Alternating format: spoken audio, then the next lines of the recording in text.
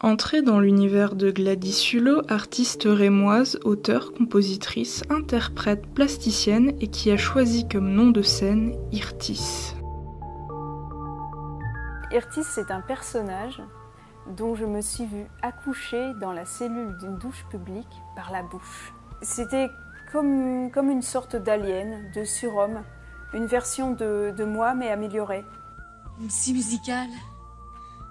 Elle sonne bien. C'est à 13 ans que la jeune Gladys tombe comme amoureuse de la scie musicale par le biais du film Delicatessen de Jean-Pierre Jeunet. Ce n'est qu'après ses études d'art qu'elle adoptera la lame sonore, version évoluée de la scie, qu'elle nommera Klaus, en référence à Klaus Nomi. Il n'y a pas eu de transition du tout. Ça allait des simples grincements, où je sortais absolument rien, à la Strada de Nino Rota.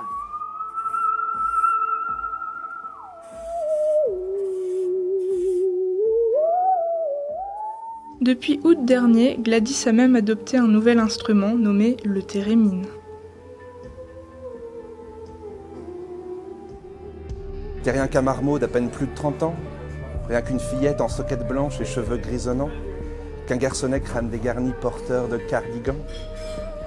T'es pas sorcier, t'as pas de pouvoir époustouflant, t'es pas princesse tout juste couronnée, t'as bien regardé? C'est au Café Palais que Gladys donne rendez-vous à Olvik pour montrer son travail en cours, le tarot d'Armenra. Ton travail, il a énormément évolué et un des trucs, une des caractéristiques les plus folles, c'est la couleur. Au départ, j'ai commencé par vraiment la mort, donc il y a du noir partout. Après, il y a eu l'impératrice. Et les couleurs sont allées crescendo finalement.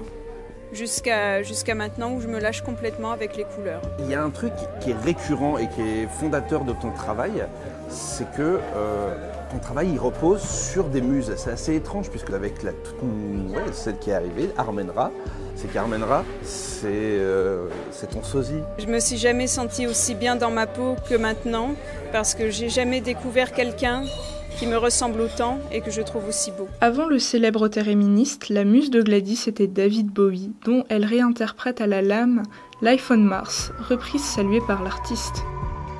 J'ai eu une reconnaissance, il a changé ma vie. Ça m'a apporté une visibilité que j'avais pas avant, une crédibilité aussi que je n'avais pas avant. Il est certain que Gladys, par son art et sa personne, ne laisse personne indifférent. Ce qui m'a fascinée quand je l'ai rencontrée la première fois, c'est son regard.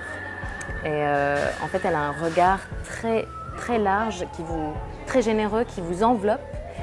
Et sa façon de parler, elle est exactement pareille. C'est-à-dire, elle va prendre le temps de réfléchir, prendre le silence, et puis elle va vous parler, articuler, etc. Et je trouve que cette précision qu'elle a pour s'exprimer, on le retrouve dans ses tableaux aussi. En attendant un prochain album, retrouvez Irtis le 31 mars prochain au Retro Ballroom Folies 2017 avec un set de lames sonores et de thérémine au cirque du Manège de Reims.